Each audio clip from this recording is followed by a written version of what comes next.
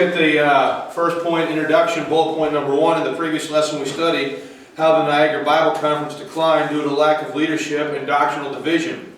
We saw how American millenarianism was divided over the timing of the rapture. So we saw how there was a rift within the Niagara Bible Conference. You had two things going on. Number one, you had the death of two of the biggest leaders within 3-4 years of each other, with Brooks and Gordon. And then within 10 years, virtually almost all of the rest of the men that were instrumental in founding of that died within 10 years of each other. And the second reason that led to the decline of the Niagara Bible Conference was the division over the issue of the timing of the rapture, which we talked about last time. So, in this lesson we want to consider what happened to American millenarianism after 1901 and the leaders, Arno C. Gaebelein and C.I. Scofield, who became the great champions for dispensational premillennialism in the United States. So the first point I want to talk to you about is the post-Niagara landscape. All right? The any moment coming controversy was evident in the pages of Our Hope as early as 1898, when W.J. Erdman, writing about St. Paul at Thessalonica, took a strong post-tribulation position. This is what he said: "It is therefore conclusive that Paul neither taught an immediate coming of the Lord, either for or with his saints, nor that he changed his mind." Now, it's important that you understand a couple things. First of all, the journal Our Hope was started by Gaebelein, okay? So as early as 1898, there is already beginning to show up in print now this division between the pre-tribulationists and the post-tribulationists over the timing of the rapture.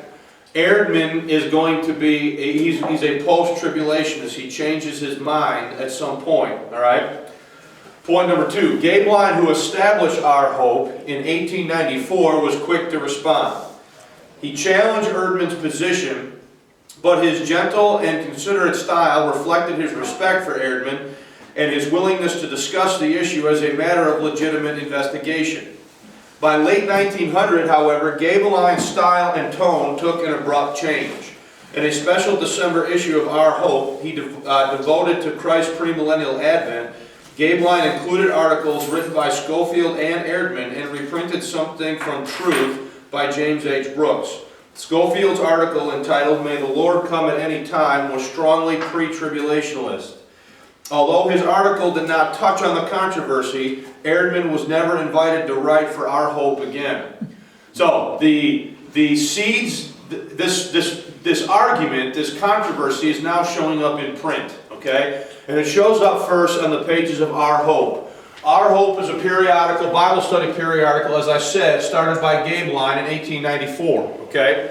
1898 now, 1900, things are starting to change. At first, Gaebelein is very sort of respectful, sort of allows Erdman to share his views, what have you, but there comes a point where he's had enough and he's not going to allow him to write any more guest articles for Our Hope periodical, and that happened late in the year 1900.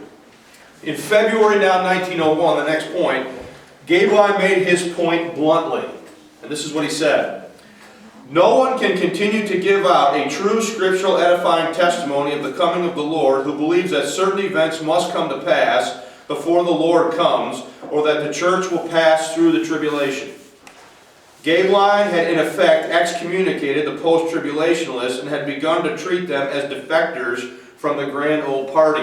So, early 1901, February now 1901, in Our Hope, Gaebelein is going to come out strong, and he's basically going to say that anybody that denies the pre-trib position is not giving clear, consistent testimony of the coming of the Lord and the events surrounding it. So he's coming out, he's really sort of drawing a line in the sand here in the publication in February 1901, and he's saying that anybody that's teaching that the church will pass through all or part of the tribulation is not giving a true testimony, a true spiritual witness to the nature of the Lord's coming. And so he comes out in print, and if you remember back to last week, this is roughly the time where there began to be a hard break and division between these guys, where they realized that they could no longer cooperate with each other early in 1901. So the controversy apparently involved more than theology for both Cameron and Gaebelein. Now, just to remind you that Cameron was the guy who, in his publication we saw last week, was coming out strong in favor of the post-trib position. So the controversy apparently involved more than theology for both Cameron and Gaebelein, were running periodicals which claimed to be an apostolic succession from Brooks and Gordon. All right?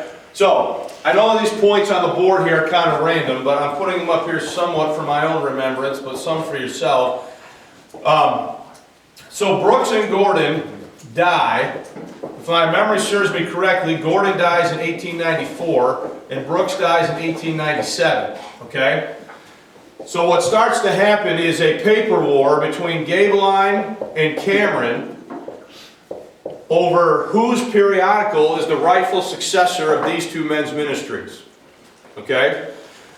Gaebelein is with Our Hope, and Cameron is with, and I can't remember the name of it here.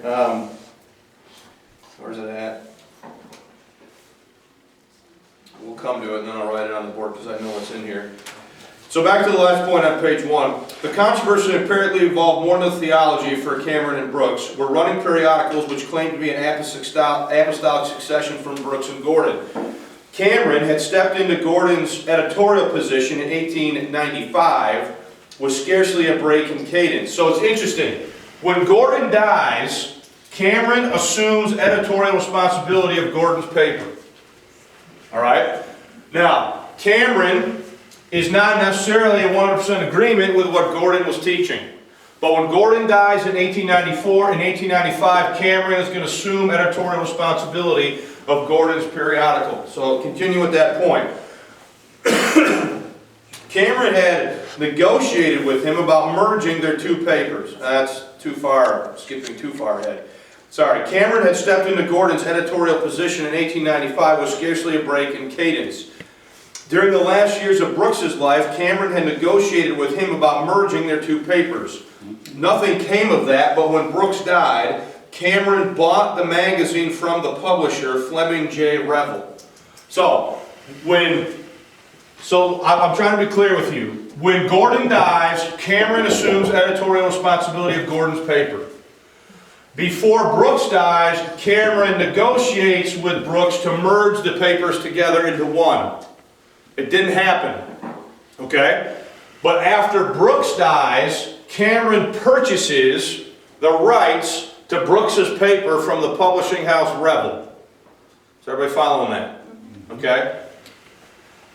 Truth is the name of the paper. Yes, thank you.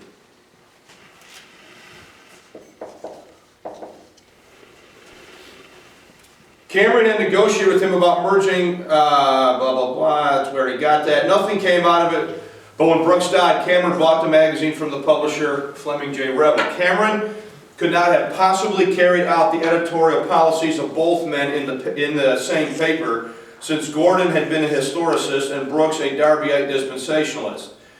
It is true, however, that both men had looked for the immediate advent of Christ. I have a question. Yeah. What is it, this analysis?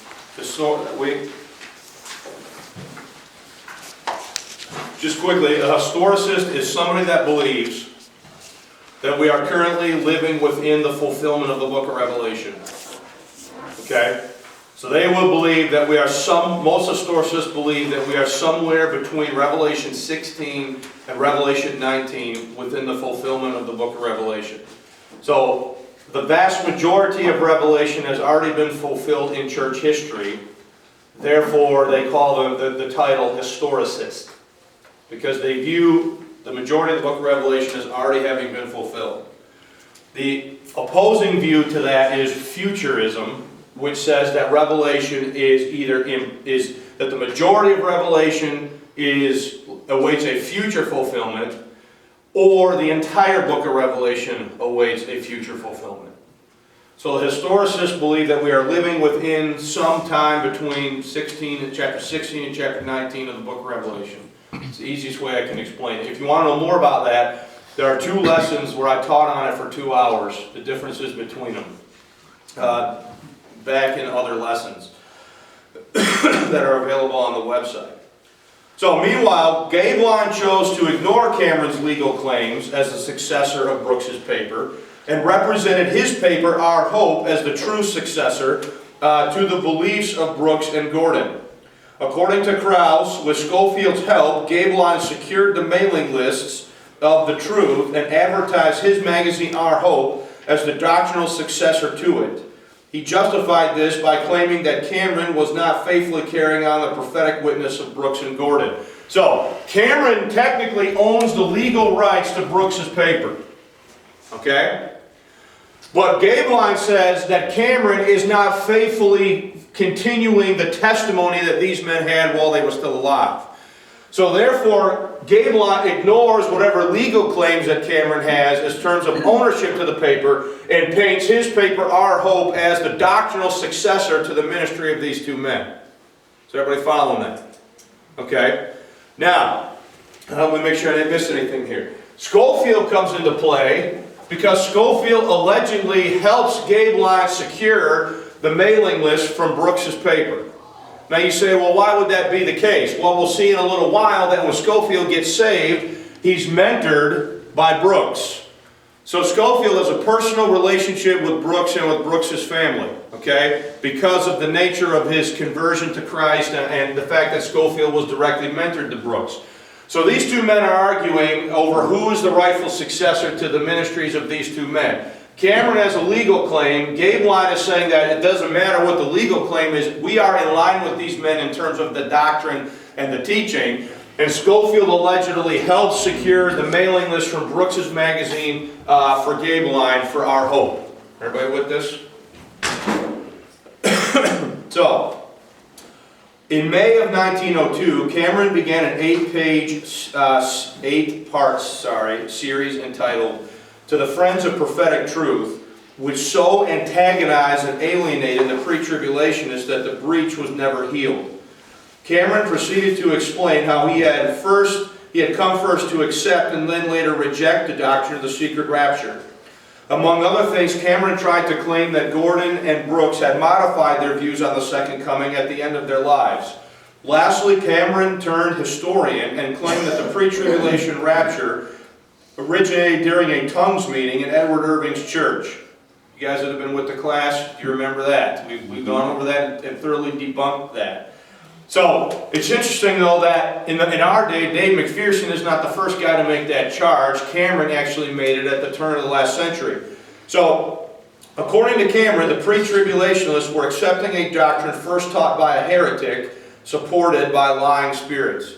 So the idea that the pre-tribulation rapture originated in a tongues meeting in Edward Irving's church was not first put forth by Dave McPherson starting in the 1970s. The argument was first made by Cameron way back in the early 1900s.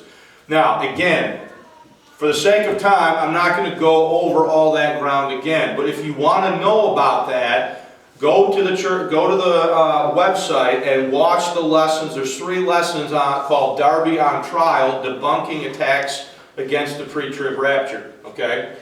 So, he's saying, what Cameron is doing is he's saying that it's of new origin and that the doctrine of the pre-tribulation rapture first was taught by a tongue-speaking person in Edward Irving's church.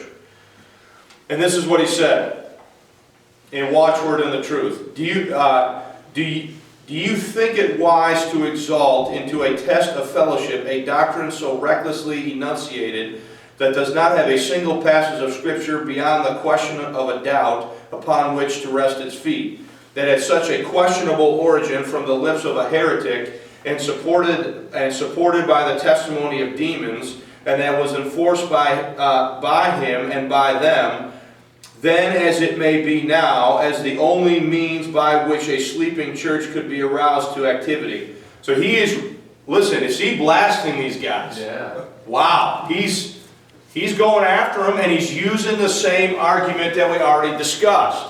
Again, the argument that the pre-tribulation rapture was first taught in Edward Irving's church in 1830 in a tongues meeting, and therefore the entire pre-tribulation rapture idea is of satanic, demonic origin because it originated in a tongues meeting in 1870. Now, again, we've gone over that, spent 3 or 4 hours in this class going over why that's not true, okay? And again, I don't want to digress too far into things that we've already spent 4 hours on or we'll never get anywhere. But the bottom line here is this. This rift, is this becoming so severe that it's not ever going to be able to be fixed? Yeah. Okay.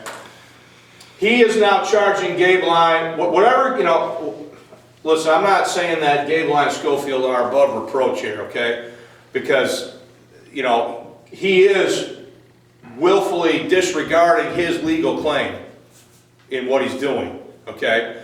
So you can, you know, that's not necessarily the best thing to do either, obviously. But the bottom line is, doctrinally speaking, are these two ever going to be able to come back together after this? Probably not. Not unless one is willing to totally, you know, admit that they were wrong and that the other one was right, which, as you know, very rarely ever happens. So, the result of this paper war between Our Hope and Watchword and Truth is that the Gaebelein-Scofield party emerged from the struggle far stronger than their opposition. According to Sandine, this can be explained partly by the superior organizational and editorial skills of the pre-tribulationists and would be attributed in large part by the pre-tribulationists themselves and their better grasp of Scripture and the consequent blessing of God upon their party. So, who's going to emerge here? And if you're going to assign a winner and a loser to this argument, who wins? Gaebelein and Scofield emerge from this as the stronger group. So the pre-tribulationist wing of premillennialism in the United States is going to emerge from this struggle as the stronger of the two groups. And they're going to remain that way for quite a while, moving on into the 20th century. Okay? So it's important that you understand that the combination then of Gaebelein and Scofield are going to be the ones that are going to drive this thing forward after the Niagara Bible Conference fell apart. Now, Gaebelein provided the spark for the millenarian movement during the first 2 decades of the 20th century. Rather than withdrawing to lick his wounds, he led his followers in a vigorous campaign of expansion. In 1901, he rented Park Street Church in Boston. He goes right in. What Gaebelein does is he rents a church in the hometown and base of Cameron's ministry and holds a series of meetings where they teach the pre-tribulation rapture right under Cameron's nose. So Gaebelein is, when it says there in the notes that he goes on the offensive, not only does he go on the offensive as far as what he's teaching, but he goes right into the Cameron's home turf to do it. So Gaebelein is sort of, he's not afraid of doing what he feels needs to be done. In 1901, he rented the Park Street Church in Boston, Cameron country, and held a 3-day conference for his supporters. A similar conference was held in May in New York City. In 1901, Gaebelein and Scofield, with the financial support of some wealthy Plymouth brethren, began the Seacliff Bible Conference on Long Island, which continued for 10 years. Gaebelein heralded Seacliff as the rightful successor of Niagara. It was this group that planned the prophecy conferences at Chicago in 1914 and in New York in 1918. C.I. Scofield spoke at many of these conferences, as well as a roster of other speakers who appeared quite regularly. James M. Gray, Henry M. Parsons, F.C. Jennings, John James, and George L. Ulrich. The dispensationalists had won the day so completely that for the next 50 years, friend and foe alike largely identified dispensationalism with premillennialism. So these guys, under the leadership of these two men, the pre-trib faction of premillennialism in the United States is going to basically become so synonymous with pre-tribulationism in this country that it becomes virtually common knowledge that if you are a pre-tribulationist, if you are a premillennial, you are also dispensational. Now, are there any questions about any of that before we move on? Mike? Well, I would just say that Our Hope magazine was a very popular magazine if you were living at that time. Yeah. It was much like the Green Searchlight was under Stam, just a little booklet that came to your home every month, and but it was subscription driven, but it was very popular magazine. And like I said before, It had a long run too, into the late 50s. yeah. And part of that is, at least allegedly, is because Scofield helped secure that mailing list from Brooks's magazine. But these two guys then are gonna lead in the first 2 decades of the 20th century. These two guys are going to lead the premillennial charge, and dispensationalism is going to become synonymous with premillennialism in the United States. Now, as you know, and as we'll see over the next few weeks, eventually Scofield publishes what? His reference Bible. When he publishes his reference Bible, and this doctrine and teaching gets written into the notes of the reference Bible, and the reference Bible sells into the millions of copies, you can see how this thing is gonna unfold here, and how the influence of a dispensational approach is going to become popular in the United States. Now, when I say popular, I mean amongst people like you and I.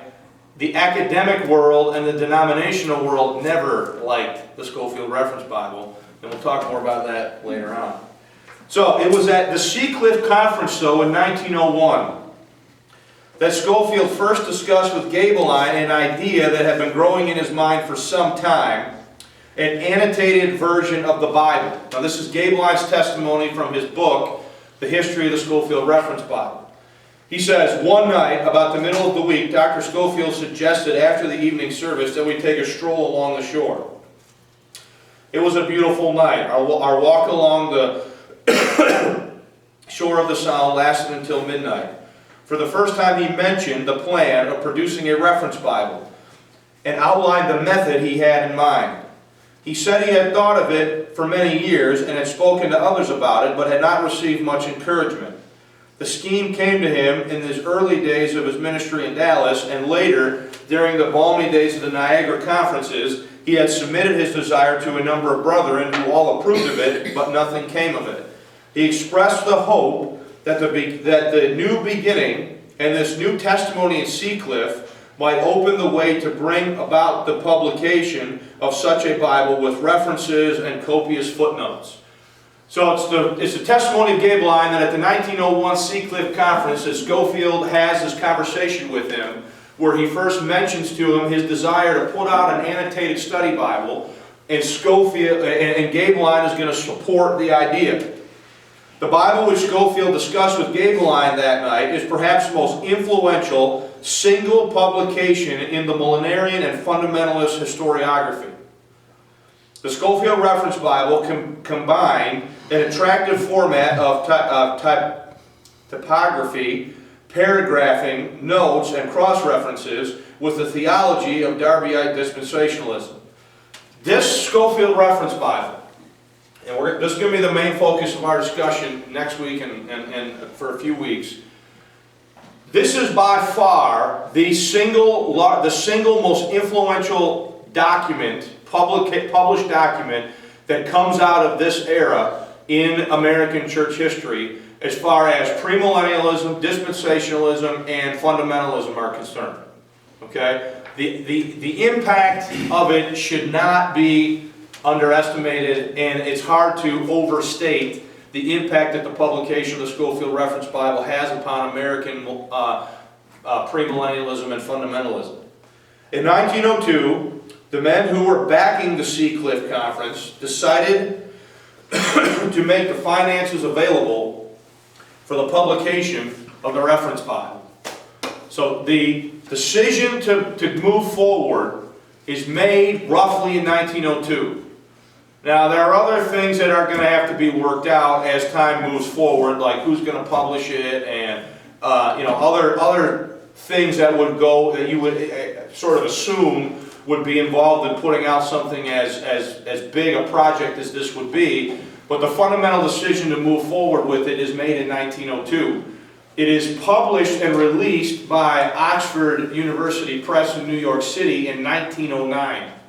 So the decision is made to move forward in 1902. The Bible, the first edition of the Bible, is going to be put out in 1909. Now, before we start talking about who Scofield was himself, does anybody have any questions about any of that? Is the Bible still being printed and made today, or did they stop doing that? No, it's Because still. all my Bible, I believe it's Still still not. being printed. because my Bible's dated back like 10 years it was printed ago, so, You mean the last time the copyright was renewed? well, it Yeah. says that this was printed in such year, yeah. Mine says that it was printed under the 1996 copyright renewal. Okay, I'm assuming most, if anybody has one in here, that's probably the case, unless you have an older one. So the publication, again, the decision to produce it is made in roughly 1902. It's printed, the first edition is printed in 1909.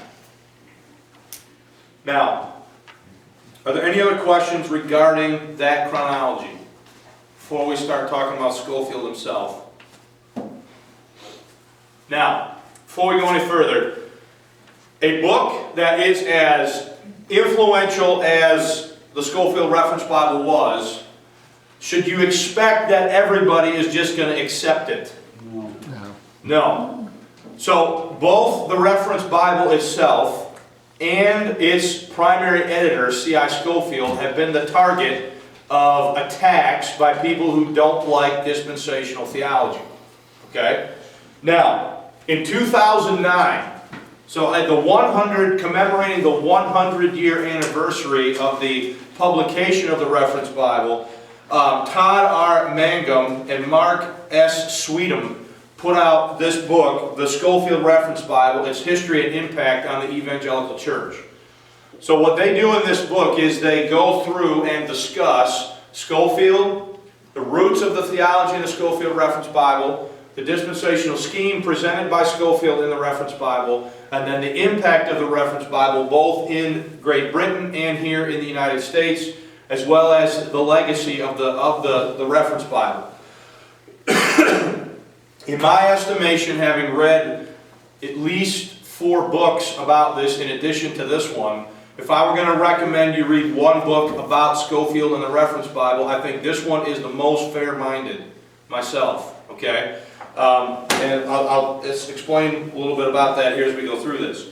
In 2009, in commemoration of the 100-year anniversary of the Scofield Reference Bible, R. Todd Mangum and Mark Sweetum wrote the Scofield Bible, Its History and Impact on the Evangelical Church. According to Mangum and Sweetum, evaluating Scofield's life story presents a fascinating plot line, complete with mystery, twists and turns, shameful failures, and glorious triumphs. His life presents both bursts of radiant, regenerative light and shadows that conceal the whole story to this day. All right, now it's important that you understand. Does everybody know what the word historiography means? Historiography is the study of the history that's been written. It's kind of a little bit of an obscure concept, but it's basically, well, I'll just explain it by reading this point. Early biographies of Scofield kept the controversial portions of his life off the record. So if you grabbed an early biography, they're not going to talk to you about anything that Scofield might have done that would have been controversy. They just leave it out. Okay? Whether by design or by intended consequence, an image with the Christian public was established that suggested that the one responsible for the notes of the Scofield Reference Bible was in a class of saintliness approaching that of the Bible's main subject. Okay? It's So they do not include anything about Scofield in these early biographies that may be damaging to Scofield, and by connection, they're damaging to the reference Bible. So a few of these are The Life Story of C.I. Scofield by Trumbull, that was 1920. The History of the Scofield Reference Bible by Arno Gaebelein, 1943. The Story of the Scofield Reference Bible by his son Frank Gaebelein in 1959. And then a series of published things in the Sunday School Times. What I Learned from Dr. Scofield by Louis Sperry Schaefer. All right. Now, in the mid-1980s, a Scofield detractor named Joseph Canfield self-published a study of Scofield's life, The Incredible Scofield, in his book, with the goal of unearthing secrets and bringing the dirt to the surface. Notable for the extensiveness of its research, its approach is like that of a private investigator charged with collecting evidence against a felon. No rumor is deemed unworthy for consideration as potential fact, and no motive of Scofield's heart deemed incapable of being impunged. So in the mid-1980s, Canfield's going to write a book that is going to seek to excoriate Scofield. Okay? So we have a problem here when it comes to Scofield. Does anybody care to guess what it is? The problem, yeah, Mike, go ahead. Go ahead. Well, he had a little drinking problem before he was saved, and he's divorced. Yeah, those are two of the what are going to be two of the big issues. Plus he was in prison. Yeah. But my point is this, when it comes to the written literature about Scofield, in my opinion, largely until this book is published in 2009, you either have the friends of Scofield writing about him and not telling you anything about what he may have done that would have been not good, if you know what I'm saying? And then you have this other guy who hates Scofield, who does not like dispensational theology, writing a book seeking to just go into any little nook, cranny, and facet of his life and pull out anything that he can use to discredit him. All right? So there was not a very... The historiography of the works that were out there on Scofield were not very, they were very polarized. You had his friends on one hand, you had his enemy on the other hand, and there was nothing sort of in the middle that acknowledged, yeah, Scofield did some things that he shouldn't have done, but didn't necessarily seek to disparage everything that he did after he got saved. So, I want to talk a little bit about this stuff here. So point number 2 on page 4. The result of all this is that the facts of Scofield's life have today become politicized, particularly among those in opposition to Scofield's theological views. Rumors continue to swirl, especially via the internet, about infidelities, crimes, and misdemeanors in which Scofield is alleged to have fallen into. Others have objected to this largely posthumous defamation of his character and have sought to restore his image and spirit. The work of Mangum and Sweetum, that's this one right here, attempts to present a fair-minded evaluation of Scofield's life and ministry that does not defend or defame his life and ministry. Scofield was born August 19, 1843 in Leewenau County, Michigan, interestingly enough, the youngest of 7 children. After his mother died, unable to recover from his birth, his father remarried, resulting in Scofield being raised by a stepmother. Little is known about his early life and education. Scofield reappears in the historical record in 1860 in Lebanon, Tennessee, in the home of his sister Laura and her husband. He enlisted in the Confederate Army on May 20, 1861, still being a minor. He falsified his enlistment papers by claiming he had been 20 years of age.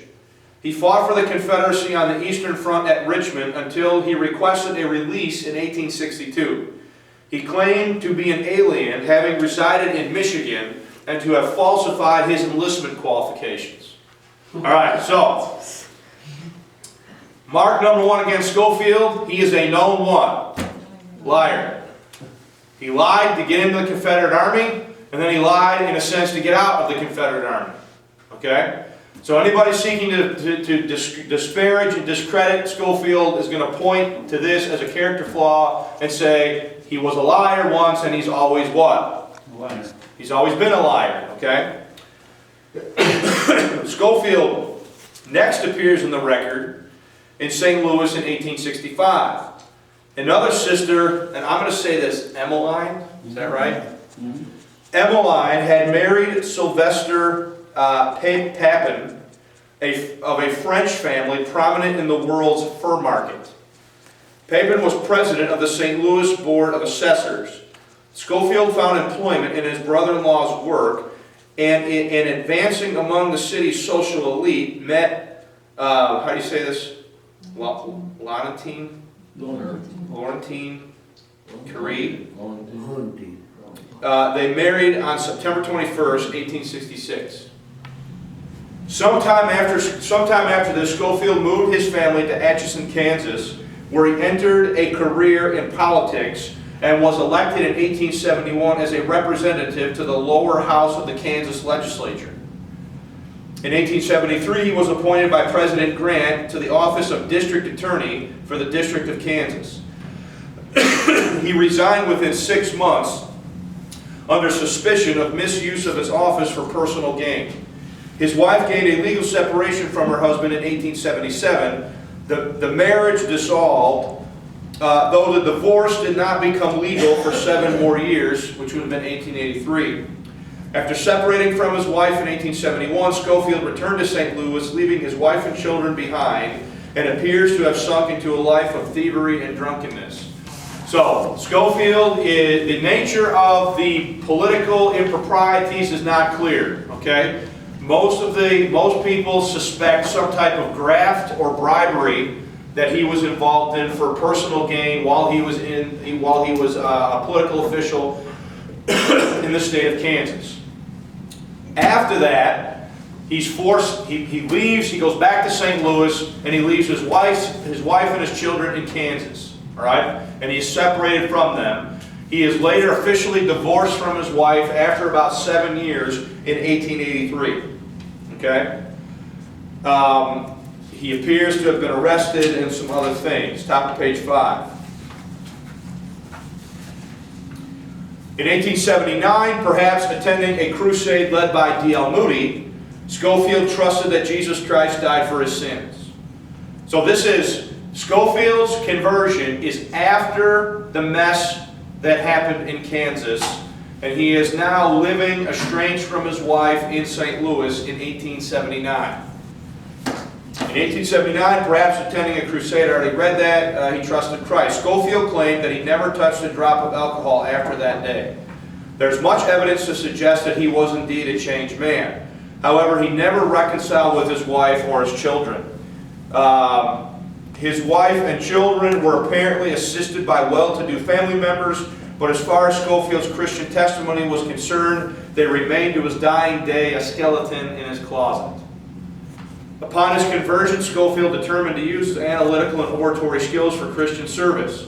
Soon, Dr. James Hall Brooks, pastor of the Washington and Compton Avenue Presbyterian Church in St. Louis, Missouri, was personally discipling Scofield in Brooks' own home. So there's the connection here between Scofield and Brooks. When Scofield gets saved, later in life, he immediately begins to be mentored by Brooks. Brooks, as you recall, or maybe if you didn't know, Brooks was a dispensationalist who had John Nelson Darby in his church teach from his pulpit and his podium when Darby visited the United States. Okay? So there's a direct connection. Scofield is connected directly to Darby through Brooks. Darby knew Brooks. Brooks mentors Scofield after Scofield gets saved. Any questions about any of this so far? Scofield proved himself to be capable and eager to join the work of Christian service, willing to carry signs or hand out pamphlets, and also adapted at public speaking. He became a key leader and popular preacher in the local YMCA. It was not long until his leadership and preaching gifts were sought after for pastoral service. He was licensed to preach by the St. Louis Administration of Congregational Churches in 1880. With the organization, he planted a church, Hyde Park Congregational Church of North St. Louis, and became the founding pastor. The Council of Congregational Ministers and Churches, which was the body officially charged with determining Scofield's fitness for ministry, deemed all the past events of his life covered by the blood of Christ and officially ordained him for pastoral ministry. So when Scofield appears before this board of people that are going to ordain him, according to my knowledge, from what I can gather, he lays out to them, the whole rotten story of everything that he's done. And the board of the ordination board says, well, those things happened before you were saved. You are now saved. You've turned a corner and so on. You're not drinking anymore. Blah blah blah. We're going to ordain you for the ministry. Is apparently how it went. So, in 1882, Scofield accepted a call to a mission church of the denomination in Dallas, where he was ordained in 1883. The small work grew rapidly. Within the decade, the church reached a membership of over 400 from the 14 when he first arrived. A large church was erected in 1889. In 1884, he married a member of his congregation, Hetty Van Wark. And in 1887, he began to appear regularly in the Bible conferences, such as Northfield and Niagara conferences, recognized for his teaching abilities. In 1888, he published an immensely popular, Rightly Dividing the Word of Truth, an explanation of dispensational, pre-tribulational, and premillennial approach to interpreting Scripture. In addition, around this time, Scofield began publishing a Bible correspondence course that enrolled over 10,000 people. In 1914, these courses became part of the curriculum offered by Moody Bible Institute. Moreover, the notes from these courses also served as the basis for the notes in the Scofield Reference Bible. So, all this stuff about his lying for entrance into the Confederate Army, his lying for being, discharged, his political chicanery, whatever that was in Kansas, his estrangement and later divorce from his wife, all of these things in the early biographies of Scofield are totally ignored. Okay? Then Canfield comes along in the middle of the 1980s and writes his book, bringing all this stuff to the surface and trying to discredit everything that Scofield ever did and cast doubt and disparagement upon the Scofield Reference Bible and create the perception, or at least create doubt in people's minds whether or not Scofield was really even qualified for the ministry and whether or not he should be doing any of these things that he later did, including all the things that we just read. The pastorates that he served under, the articles that he's writing, the correspondence study courses, the fact that those are later included in the curriculum at Moody Bible Institute, all these things are now, Canfield's purpose is to create doubt in everybody's mind about Scofield. So, it's important, I think, that we at least acknowledge that Scofield had these things in his past, if we're going to be honest about it. Now, one note, it is interesting to me, personally, that the Scofield notes got included at the curriculum at Moody Bible Institute. Because if you look at where Moody Bible Institute's at now, compared to where they were, that they would have accepted those notes into the curriculum, it's pretty frightening about how fast the decline was. And the reason for that, in my opinion, one of the reasons for that happening there, with those notes being included in the curriculum, is that if you have a Scofield Reference Bible, if you look at the title page, where it lists the editors, you'll see that James Gray is listed as one of the consulting editors. James Gray was one of Scofield's friends, along with Gaebelein, and he is the president of Moody Bible Institute. So, and when he's the president of the Moody Bible Institute, he takes Scofield's notes and includes them within the curriculum of Moody Bible Institute. And oh, by the way, one last thing that I'll mention about Mr. James Gray, we'll study it probably later on, is that Mr. Gray, in his commentary, says that the Great Commission is not for the church. So he is a very dispensationally minded individual. He wasn't right about everything, but these guys are committed to this approach to Scripture. So, as if all, last point now on page 5. As if all this were not enough, Scofield directed the Southwestern School of the Bible in Dallas and was president of the Board of Trustees of the denomination's Lake Charles College in Lake Charles, Louisiana. In 1918, he founded the Central American Mission, having been inspired by J. Hudson Taylor the previous year at the Niagara Bible Conference. This is the same year he started the correspondence. Page 6, in 1895, Scofield was invited to become pastor of Moody's Home Church, the Trinitarian Congregational Church in Northfield, Massachusetts. When Moody died 4 years later, Scofield presided over the funeral. When D.L. Moody dies, the officiating pastor at Moody's funeral is C.I. Scofield. Okay? In the Scofield Bible, Mangum and Sweetum discuss some of the more unsavory aspects of Scofield's life under the following headings. Should Scofield's divorce have disqualified him from the ministry he undertook? Second, was Scofield simply a fraud? Time and space will simply not permit a detailed discussion of this lengthy section of their book. Interested parties are encouraged to seek out their own copy of the book. We will, however, consider a few summary points about these matters. All right? It's too much in here for me to go into every gory detail, so I'm just going to try to summarize for you, give you the gist of a couple things you need to be aware of. Especially within the fundamentalist wing of American Christianity, both this divorce and his struggle with alcoholism held potential for ruining Scofield's reputation and his entire ministry if they had been widely known. Okay? So, the friends of Scofield that don't report these things do not do it for a reason. And the reason they're not reporting it is because they are afraid that if they do, the fact that he was divorced and the fact that he struggled with alcoholism would immediately disqualify him in the minds of a lot of these people, and that they would no longer give him any type of hearing.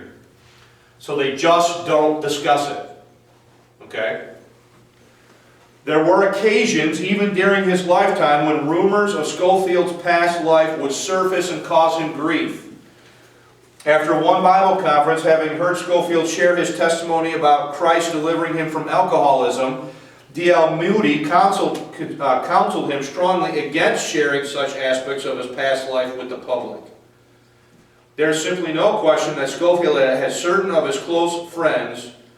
There is simply no question that Scofield and certain of his close friends did conceal from the record the fact that Scofield had been divorced and had an ex-wife and children from a previous marriage. They did not want the public at large to know about it because they feared the repercussions. Now you got to understand, whether it's right or wrong, are these fundamentalists extremely conservative? So the fact that he'd been divorced and struggled with alcohol would have been a deal killer for a lot of them if they'd known about it.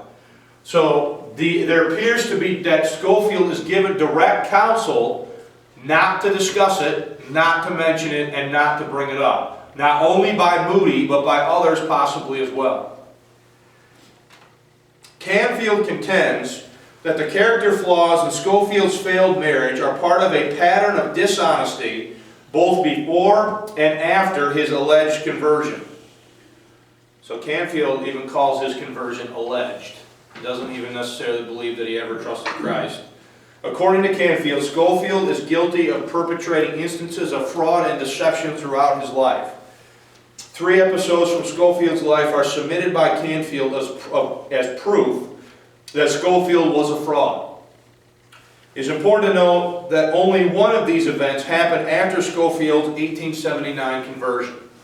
So, according to Canfield, these areas are, number 1, as I already said to you, his alleged discrepancies and deceit concerning Scofield's military service in the Confederate Army. Alright? The fact that Scofield lied about his age on his enlistment papers is beyond dispute. No, you can't. It's a record, it's a historical record. You cannot dispute the fact that he lied about his age when he went to enlist in the Confederate Army. Second, Scofield's time as a lawyer and politician. Kansas politics seems to have been a hotbed of graft and corruption, and Scofield seems to have been tainted by it to some extent. The exact nature of the political scandal that Scofield found himself in, no one knows for sure. That Scofield engaged in activities of questionable ethics once the scandal broke out seems clear. Being removed from office put him in a desperate situation, not least of all financially. At one point, he used the name of his client, John Ingalls, to secure funds for himself. While Ingalls never pressed charges, this maneuver cost Scofield his job and ended his legal career in the state of Kansas, the one state which he was fully licensed to practice law. And the final episode that Canfield uses to convict Scofield of being a fraud centers on his credentials. Sometime in the early 1890s, Scofield began using the title Reverend C.I. Scofield, D.D., or Doctor of Divinity. The D.D. refers to an honorary degree of Doctor of Divinity. What is mysterious about this fact is that no one, including Mangum and Sweetum, have been able to locate any record of what academic institution awarded this honorary degree to Scofield. Canfield jumps to the most slanderous conclusion possible by arguing that Scofield simply conferred it upon himself. So, we don't know what institution conferred upon Scofield an honorary Doctor of Divinity. Canfield uses the lack of information about that as a means, though, to say, to jump to the most slanderous possible conclusion that Scofield just gave it to himself. Now, I will say this, we just read about 2 or 3 institutions of higher learning that Scofield was either on the board of or a part of. So it's highly possible that any one of those institutions could have conferred upon him an honorary doctorate degree. What is a bit puzzling, though, is why those schools don't have any record of having done so. So these are sort of the facts. And we'll get to the last point, then we have time for a few questions. It is certainly beyond question that his own accounts of his life did not contain the whole truth. Some will find this understandable, others devious. Scofield was a sinner, as he claimed. What is probably more remarkable is that he was redeemed relatively late in life, at age 36, and went on to give such notable Christian service till the end of his life. Someone once said, God can draw a straight line with a crooked stick. Okay? How straight was the line drawn through the life of Scofield, and how crooked the stick of Scofield the man, are points that remain in dispute. But that the life and work of Scofield manifests the truth of this proverb, no one can really dispute. Okay? So, any questions, comments, reactions, thoughts about this? Frank? Just remind you a little bit of Apostle Paul. All right. I say it reminds you a little bit of the Apostle Paul. You know, and he was kind of a stoner before he was saved too. Yeah, pretty much. Mike and then Daryl. I'm just amazed that he was saved in 1879 and 1880. A year later, he's being ordained by the Congregationalists already. He must have been extremely capable, influential, well-known person or something. Well, he apparently was able to use his lawyer skills and apply them to ministry in such a way that What would gained he him. know in a year's time? Well, I think that the key point there is this. There's 2 skills that I think a lawyer would benefit from. Number 1, the study skills and the ability to process and organize the information.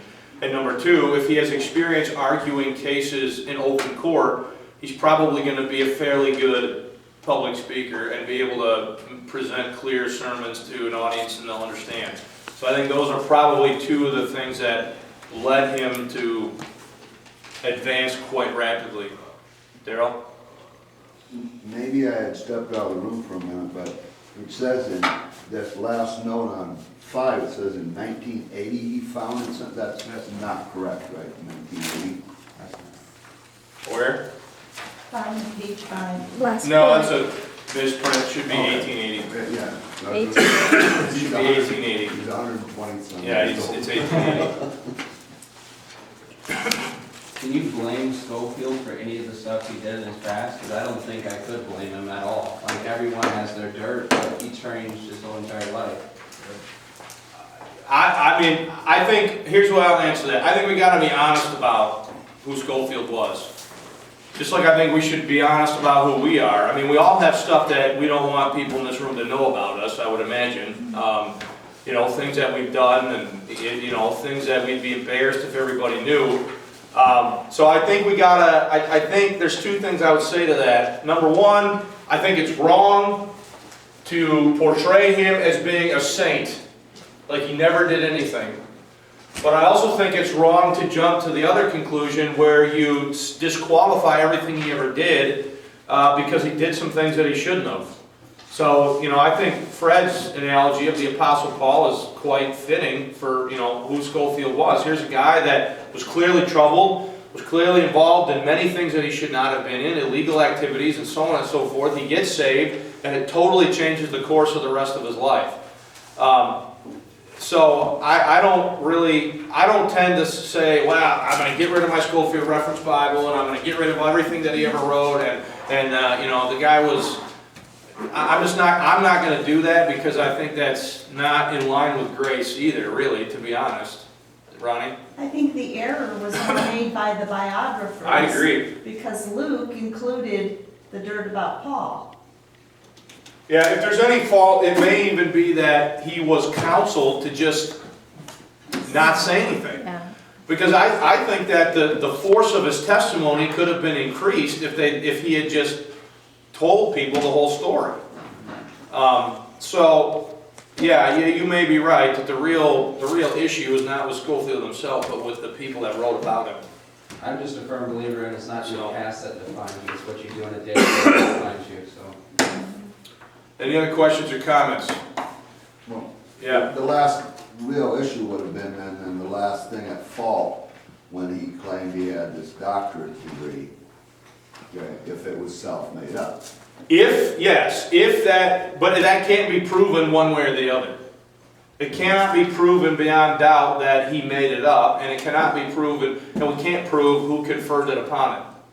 But he was certainly friends with and involved with enough people that were involved with institutions of higher learning within premillennial fundamentalism that could have bestowed upon him that degree. I mean, it's not like he was running with a circle of friends, as it were, that were not involved with that stuff.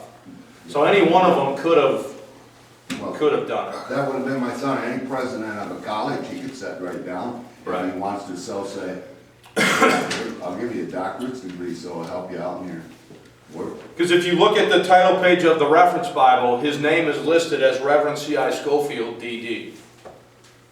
I personally feel that if he did confer it upon himself, that's like the stupidest thing you can do, because eventually somebody's going to find out that you're masquerading as a doctor of divinity when you don't have. I just have a hard time believing that he would do that. Maybe he did, I don't know, but I think it's not reasonable that he would have. Okay, Mike? I think it's unfair to make a big deal about his lying about going into the army. The Civil War was like no other war we've ever had. You could buy yourself out of conscription if you had the money. Back then, no one cared if you lied about your age. They just took you. And I think they're taking it out of context a little bit. And Mangum and Sweden make that point. Oh. They make the point that to chastise, that in Canfield's chastising him about that, he probably would have had to chastise scores of other people that did things, you know, ministry-related things, for similar reasons. And so they point that out. That's why I personally feel that if you're going to read a book about Scofield, you should just get this one, because I think it's the most fair book. I'll just put it that way. It's nice to know that we Michiganders are aliens. Only the ones from the UP? All right, well, we need to quit. So next week and moving forward, we're going to actually start discussing the reference Bible itself.